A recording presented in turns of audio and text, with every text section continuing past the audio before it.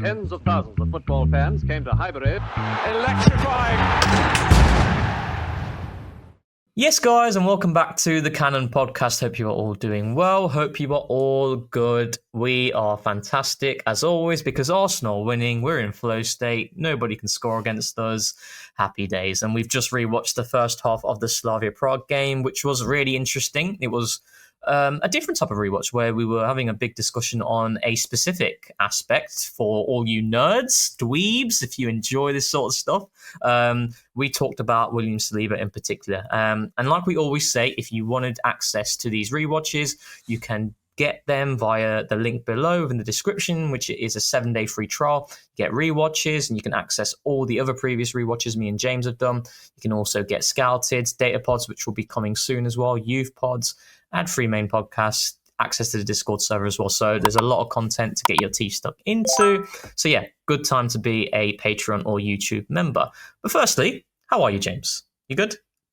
All good. It's good to be an Arsenal fan right now. Let's hope it continues against Sunderland. It's going to be a tricky game, you know. Yeah. Very tricky game. And we're going to have to do it without a bit of an injury crisis. And I don't use that word lightly. I think the amount of injuries we've had through the season is extraordinary. But, confident that Arsenal have the tools. And I think when you look at what they did against Slavia Prague and the ideas that they had and the execution wasn't always there, but you still got quality from Mikel Merino and others, I think we can feel confident. So, yeah, I enjoyed watching this back because, as you're going to lead on to, we really focused on what Saliba was doing. And it's not...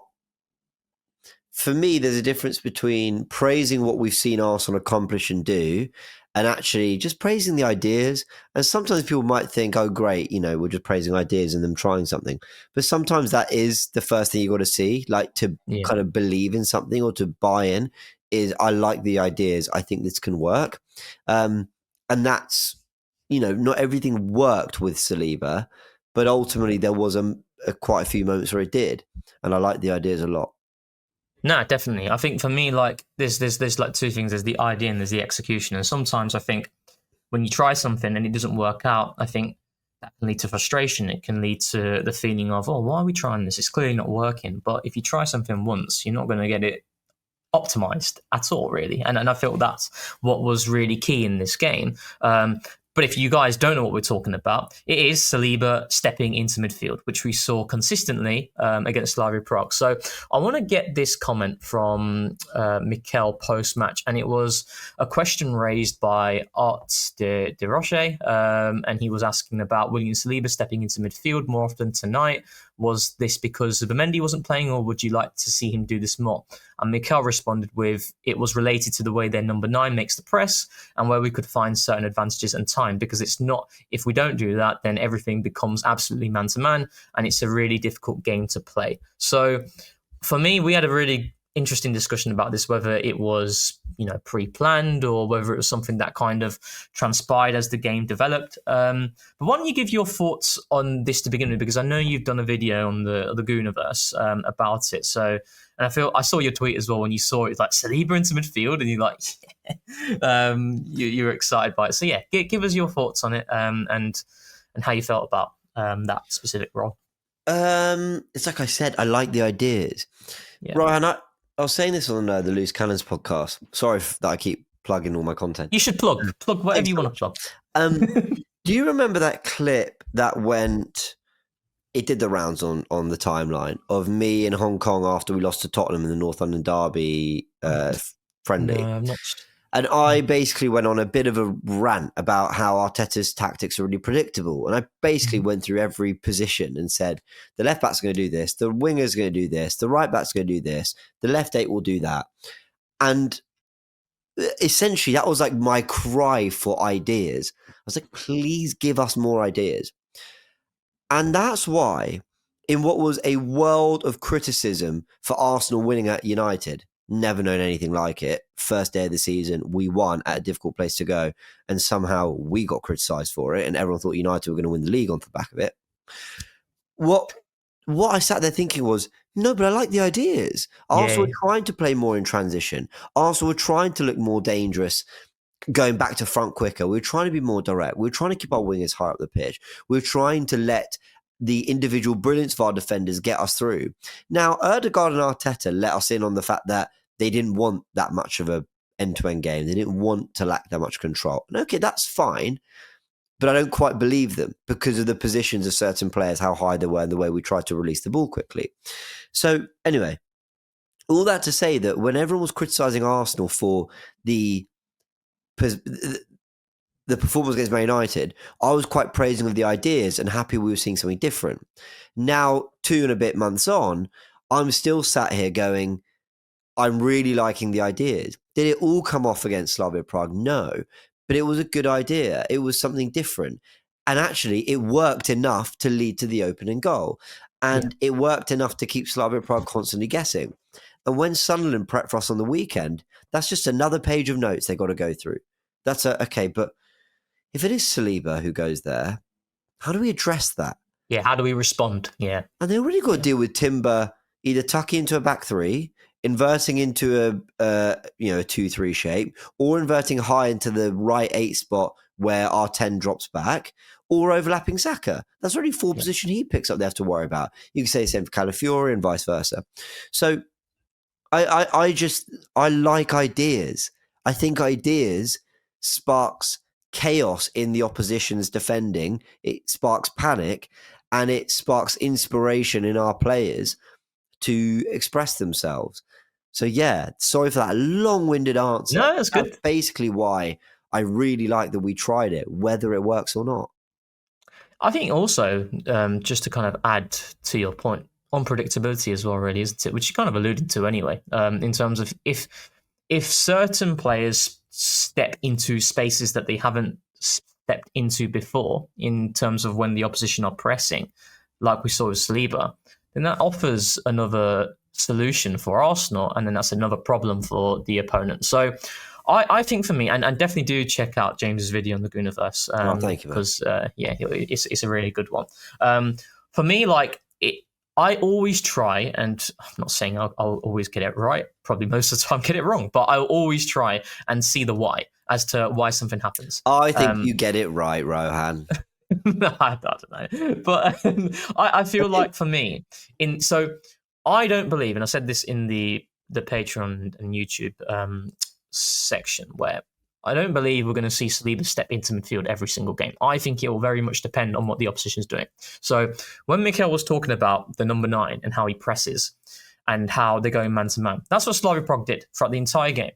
This was a very difficult encounter against a team that is really physical, and Mikel alluded to it before the game had kicked off, and then he emphasised it post-match as well. So they were very much aware of what Slavia Prague were going to do. What's interesting, though, is we've played against teams who have pressed man-to-man many times before. Newcastle pressed us man-to-man. We did the rewatch for that as well. Yeah. But we didn't respond with Saliba stepping into midfield. So it's a new idea that we saw against Slavia Prague. And I think for me, it made sense because what it did is very early on in the game, first 10 minutes, there are many moments where Saliba's deeper.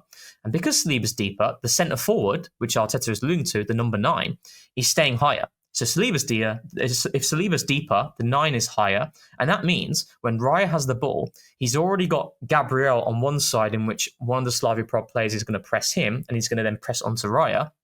That player was the opposition right winger. And then if he's got Saliba nearby, but he's got the number 9 near him, he's going to be rushed into making that action. So Saliba moving into midfield, what that does is, remember, they're going man-to-man. It takes the centre forward deeper, and it gives players at the back a bit more time. That was one of the key things. And the other thing that you mentioned about the in the build-up to the corner that we won, it comes from Saliba moving into midfield. Because what happens is, as Gabriel has the ball and Saliba's into midfield, remember, the centre forward is now tracking Saliba. So he's following him inside. Gabriel keeps moving further forward with the ball. And then it comes to a point where someone needs to jump out. So the centre forward has jumped out. And listen, Slavia Prague didn't anticipate Arsenal doing this. This was the beauty of it. They didn't know Arsenal were going to do this because we as Arsenal fans have not seen us do this. Yeah.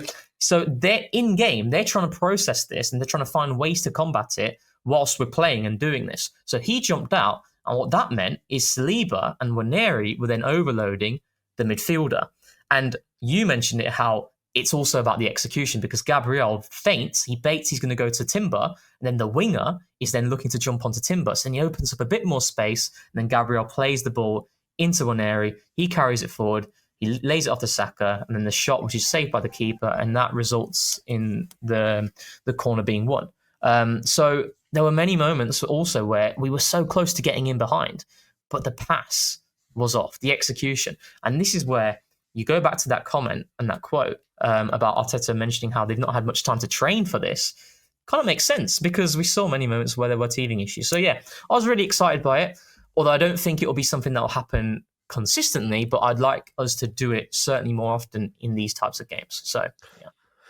Well, I actually thought the execution question is interesting. So I thought the execution was actually better than I'd expect in terms of the players getting the ball to Saliba. So Raya, Gabriel, they were able to benefit off Saliba, whether it was finding him or finding the pass beyond him.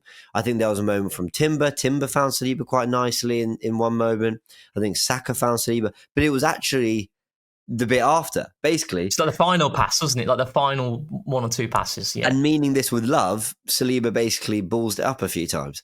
And I don't mind saying that, because in my player ratings live on the Gooniverse, I said I'll probably give him an 8. And the reason I gave him an 8 out of 10 for that performance was because he was asked to do something so different. He just had to kind of rise to it and do it. And I think it had a positive impact on the team, very positive impact on the team, whether he on the ball was as cultured as I'd like to have seen from him or whatever. But that's fine. I think that will come. I think he's got the technical quality to do it. I don't think he's actually the best fit in our team to do that. I think Timber, White, Calafiori are all better players to step into that role from centre-back. The problem is none of them start centre-back. So, would Arsenal ever play one of them centre-back to get that element in the team? But we'll see. But it's really, it's really interesting that Arteta went for it, and it worked. It worked in the sense that we won, and Arsenal gained some control of the game and caused them problems. But I want to ask you something, because you were saying that against Newcastle we were being pressed and we didn't respond with that. How much of that is to do with the formation of the other team?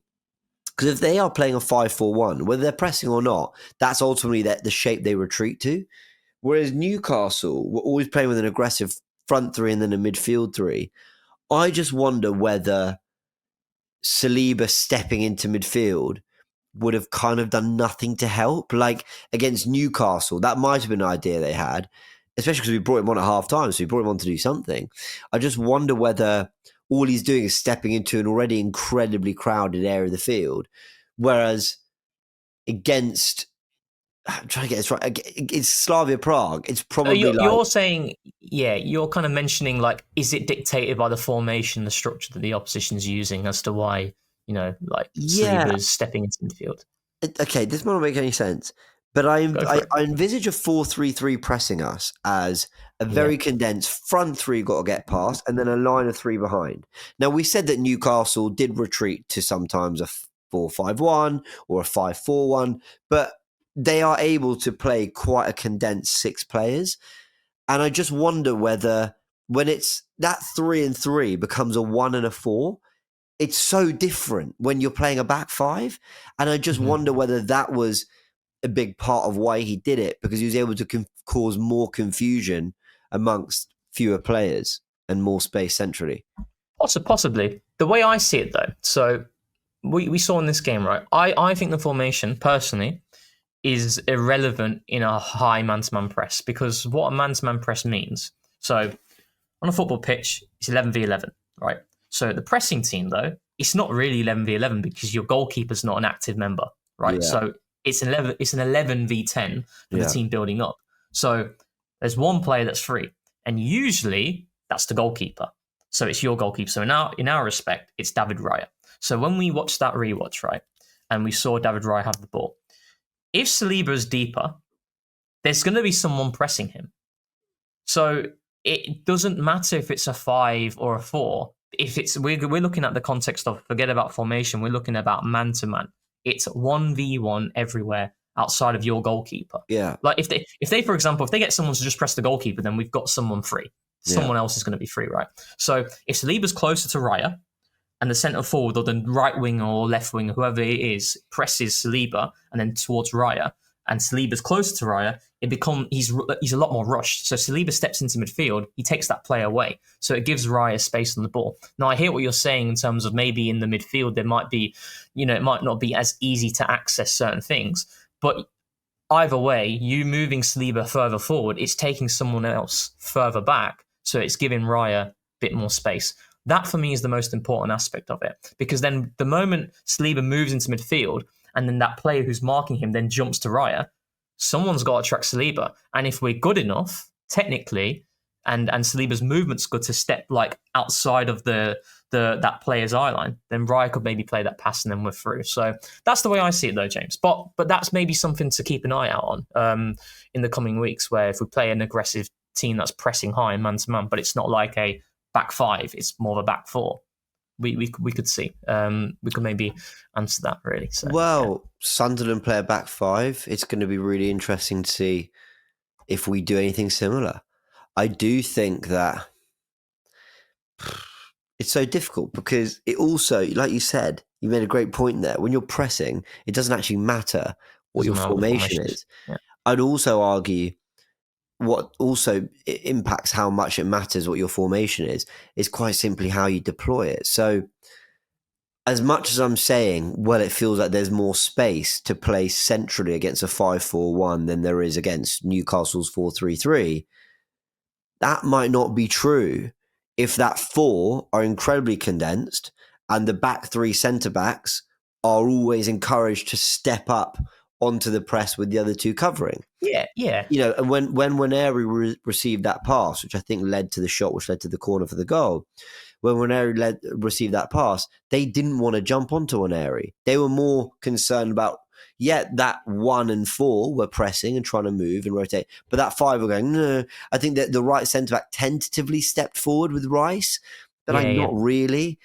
So it's interesting. It's half and half, isn't it? It's about how much they commit to certain thing, and that's what managers are constantly doing in an era where the game's more tactical than ever before. I mean, we do these videos, people, and I really want everyone listening to know this. Like, we are very aware. We don't know 1% of what Arteta's forgotten about football. So we are just seeing what, and then there's others who have done coaching. Have you done your coaching badges, Rohan? No, I've not. No, I started and the pandemic ruined it. But I know George is a coach, and there's people who will then have a complete different lens through which they see it. We just love studying the game, you, Rohan, especially, and you're brilliant at it.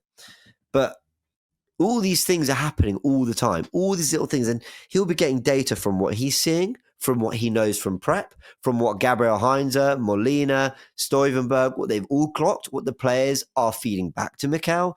All these things will be computing it all in the moment to then decide what he thinks is the best next move. And for whatever reason, 10 minutes into the game, Saliba wasn't stepping into midfield. Suddenly he is. And suddenly Arsenal gain control. And I think you don't have to have done years of coaching badges to clock that that's a change that made a difference in the game. Yeah, no, 100%.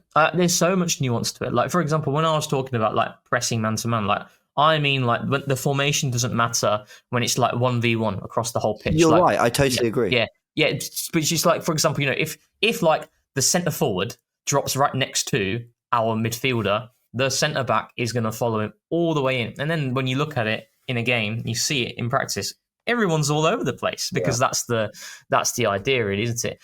Ultimately, though, and you mentioned it about Slot and that interview you did with Jamie Carragher in terms of like, well, Jamie Carragher was asking something and Slot was responding with emphasis on, well, this is what the opposition were doing, so we had to then do this.